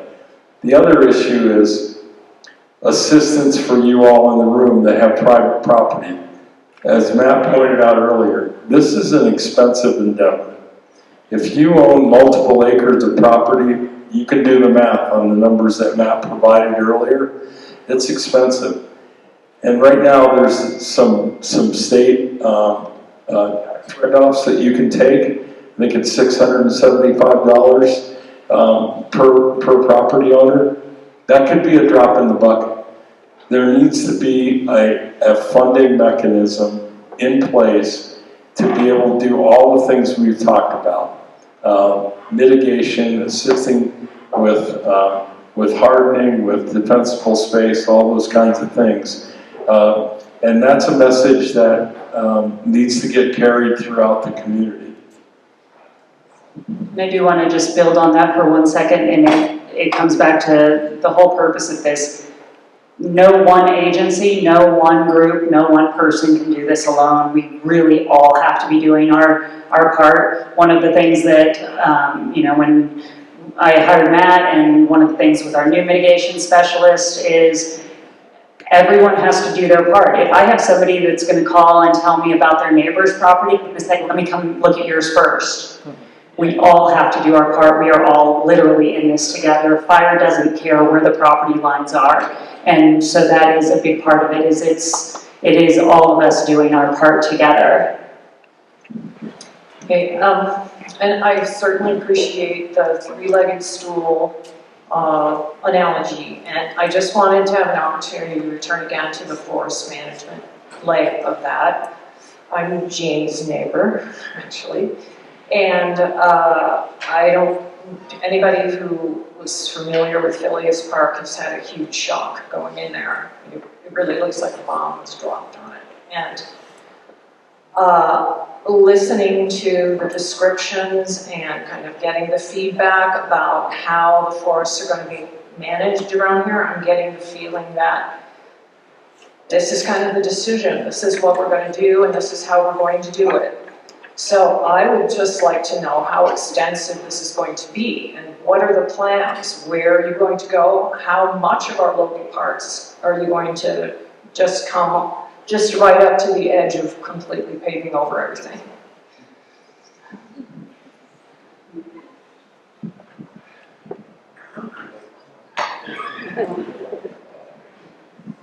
So I'll use some of the work that we recently did at Elk Meadow that was very strategic.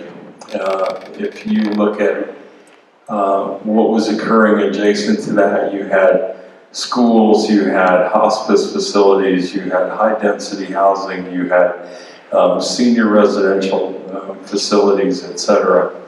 And so directly adjacent to those properties, you saw us thin those areas at about up to 15 or 18 trees per acre. And then as we progressed further away from those areas, you saw that going to a density of about 50 trees per acre. And then when you look up on the hillside to the west of that area, you saw 200, 400, 500 trees per acre. So that's a strategy that makes a lot of sense in protecting the built environment from catastrophic wildfire. Now, are we going to go on those slopes and try and get those trees down to the same level that's adjacent to the built environment? Probably not. It's not cost effective. It's not realistic. Would it benefit the forest's health? In some cases, the answer is yes. Catastrophic wildfire means something to both the built environment and the natural environment. A catastrophic wildfire in the natural environment is going to sterilize soils, it's going to cause erosion, it's going to affect our water quality.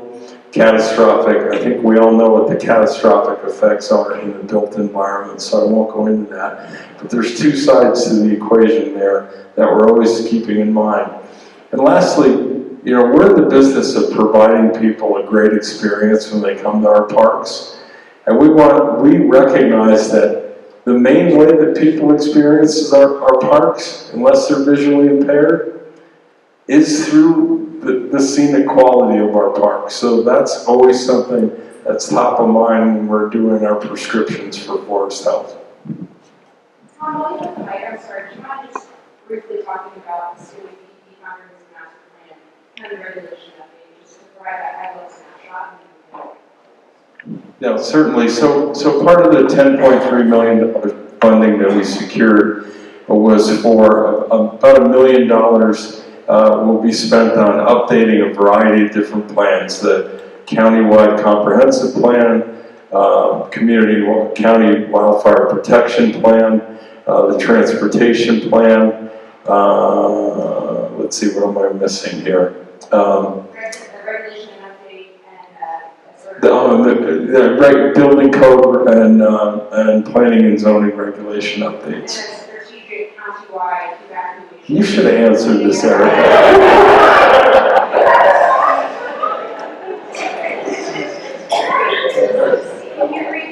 Well, to add on Erica Roberts, Jefferson County Sheriff's Office, Office of Emergency Management, to tack on to what Tom was saying, the last thing I wanted to mention to follow back up with Mr. Gomper? No, that's not. The gentleman back here about evacuation is that Gorman, Mr. Gorman, about evacuation. It is a huge concern, and I know as part of that update that Tom was mentioning, considering the countywide community wildfire protection plan, comprehensive master plan, transportation master plan, it's all going to be used with the common set of data to influence sort of long-range planning across the county. Part of that is an evacuation component. Strategic, primarily for our responders, looking at operations, planning considerations, roles and responsibilities, operationally, what could re-entry look like. It won't oversee or anything that local like fire districts or other law enforcement partners across the county or municipalities have sort of in the hop around how they will evacuate their communities, but it'll provide that guidance, and also will be an educational tool for you all to understand the complexities of evacuations and those decisions that have to be made from an all-hazard lens. We are kicking that off, the larger planning project, within the next week or so. There's going to be a very robust community outreach portion of it, so make sure that you sign up for those updates from the Jefferson County website. I think it's on the planning and zoning website. I'm sure our partners will be extraordinarily engaged and will push out those opportunities as well. So it's a very exciting time that we have that funding and that we're able to update those plans all at once. So just wanted to make sure we have that opportunity, that we are running out of time.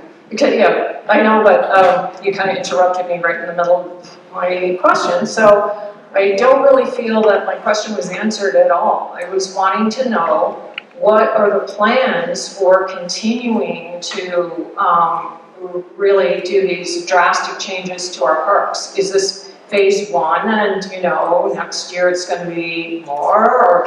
And can we have a little bit more publicity about it and some interest in, it seems like we just kind of found out when we started to see the trees fall. So I would really appreciate some more information from the community about what that planning is for our forests.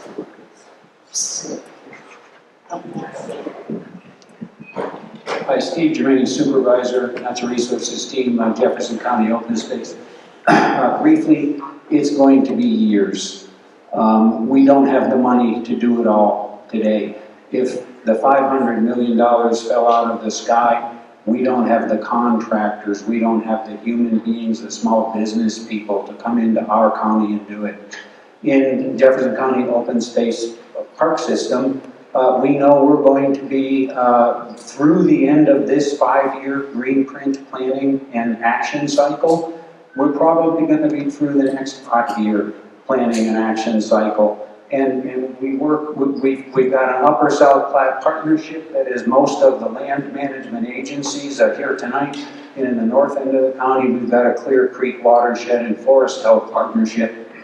We all coordinate, we do our very best to work together to action on the smartest acres that we can. And when I say the smartest acres, I mean the acres where if no action is taken, the risk to the community is highest. And if action is taken, the mitigation benefit is greatest. Collectively, this is just an estimate. We're going to be 20 years of really hard work. And when we're done, and thank you, McLemore, that presentation was just fabulous. I've never seen the scenario laid out as clearly and succinctly as that. So to harken back to one of the points that Matt made, fire did the job of maintaining the forest in a relatively fireproof state, and it did it every 3 to 30 years. When we're done mitigating the high risk, high priority, catastrophic acres throughout Jefferson County, we will then begin mimicking fire and working to return prescribed fire, and this is going to go on in perpetuity. In town, we probably won't get fire back. So every 5 or 10 or 15 years, we'll be back out there with machinery. What we'll be doing is removing the surface fuels and the ladder fuels that after our initial entry are then the most dangerous fuel in the system. We're going to have to mimic fire. We'll be doing this forever. Forever. We have to. If we don't, we run the risk. You've been doing it, just because you have just seen Phileas Park occurring, that doesn't mean that it's just starting because of this meeting. It's just starting because it's happening in your backyard. We know Jefferson County and all of these cooperators, Evergreen Mountain Parks, JCD, we've been doing this work, and like Steve says, we'll continue to do that work. And yeah, if you want to reach out to me specifically about Denver Mountain Parks projects, I'd be happy to tell you what's on the slate for us, and I'm sure the Jefferson County Open Space folks would do the same courtesy to you. I just want to answer the question directly. Will our parks look different in the coming years? Yes, definitely. Will they have a healthier forest in the long term? Yes, definitely.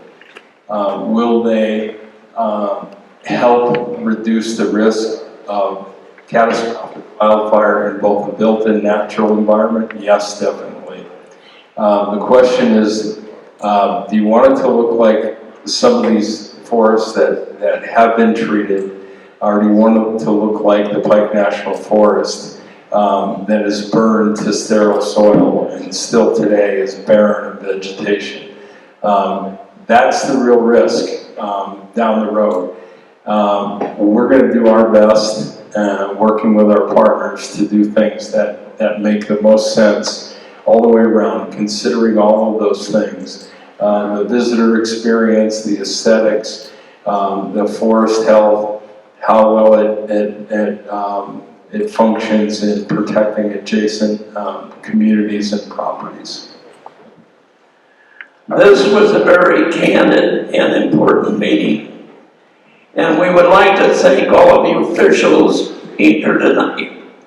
But let's put our hands together for Jessica Moore for putting this all together.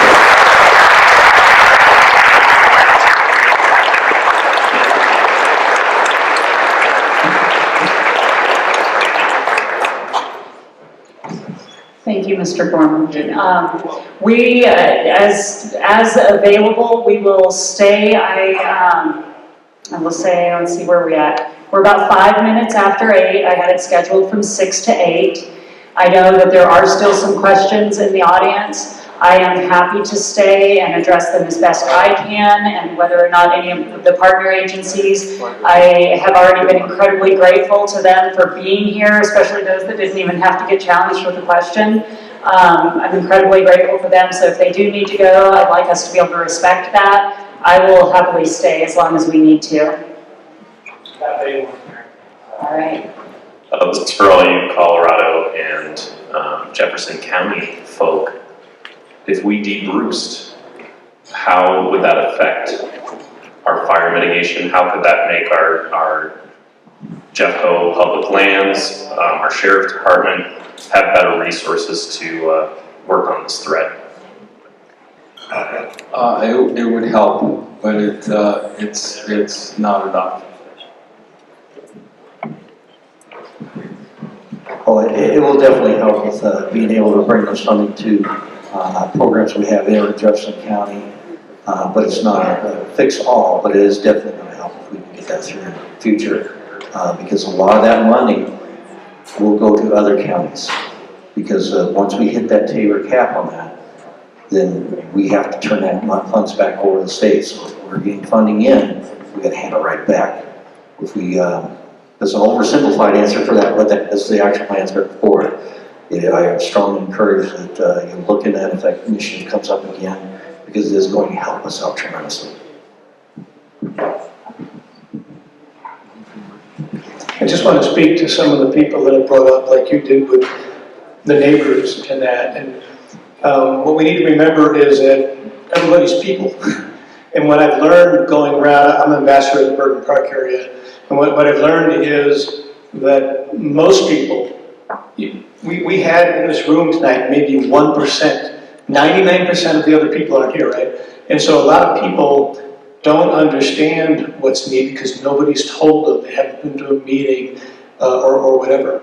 And so what I've learned is really helpful, and it's sort of like, I don't know, Jess or Matt talked about, when you talk to the people as people, and you're not telling them what to do, you're making them aware.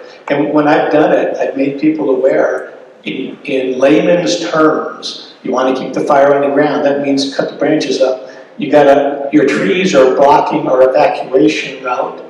I can't tell you what to do, I'm just making you aware. My experience has been 95% of the people, once they understand it, will take action. And so I just really encourage folks like yourselves there, ma'am, to go off and talk to the people, talk to your neighbors, and just make them aware. We're all in this together.